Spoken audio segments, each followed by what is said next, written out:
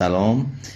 دو تا سنگ رو اینجا برای شما آماده کردم. دو تا سنگی که عیار طلا دارن، یکی در دمای پایینتر و اپیترماش شکل گرفته و حاوی کوارتز زیادی، دومی مس زیادی داره و غنای مس بسیار بالاست، سولفید هایی که تبدیل به اکسید شدن.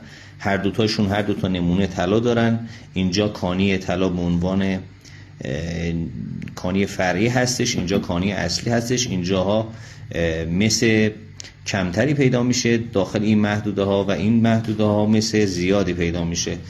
غنای طلا در این محدوده هایی که اپیترمال هستن بیشتره و طلای اینها کمتره به مراتب. و اگر شما دنبال طلا تو این مناطق هستید، به احتمال زیاد کوارتزهای بسیار کمی رو پیدا میکنید و اینجا کوارتز زیاده و کانیزایی طلا در اینجا بیشتره و کانی اصلی هستش.